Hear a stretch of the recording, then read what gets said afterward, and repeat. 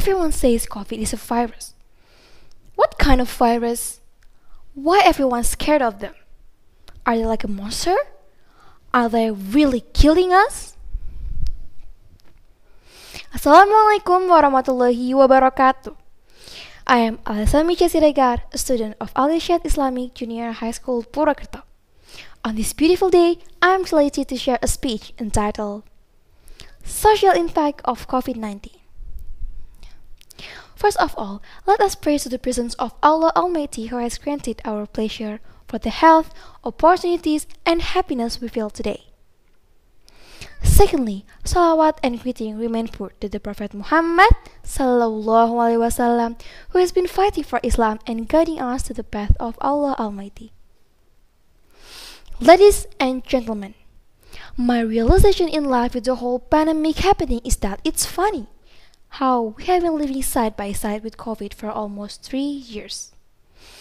It feels so real, and time flew by so fast. Our world has completely turned up and down.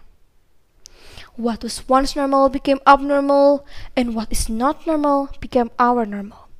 And now we call it new normal. Thinking about all the challenges we experienced for the past 3 years, it has greatly affected every individual. It has greatly impacted all aspects of life: physical, emotional, spiritual, social, mental, and education. And it has massively affected all segments of the population, especially those who live in vulnerable situations. My beloved audience, too much anything can be bad, even time spent with those closest to you. That is what some families discovered during the COVID-19 lockdown.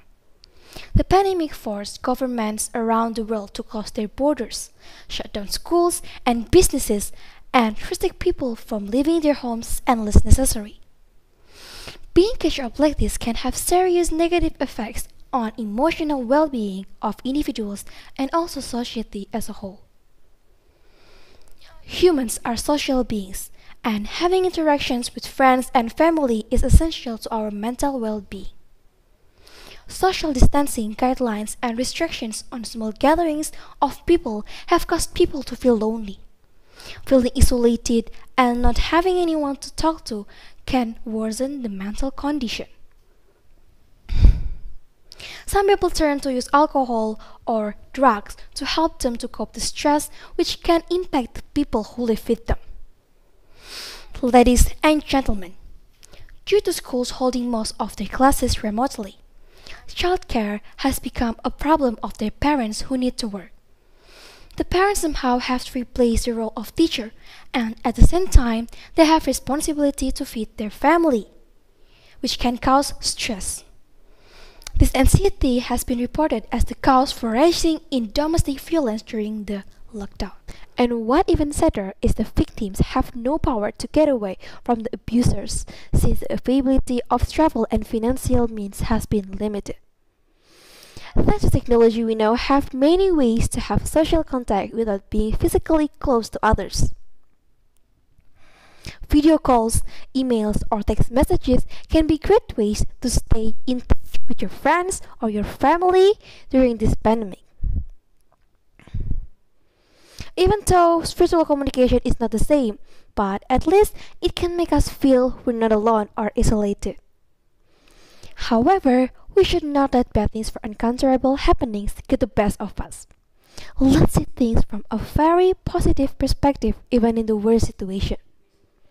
We should take our difficult times in our life as a test to make a better version of ourselves and strengthen ourselves, preparing us for great things in the future. In this unpredictable life, we should train ourselves to be more flexible and adapt well to the situation. After all, it is still a beautiful world.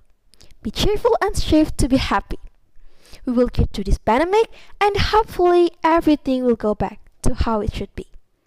I am Aleshsmysha, young millennial who wants to have a better future for my country. Thank you. Wassalamualaikum warahmatullahi wabarakatuh.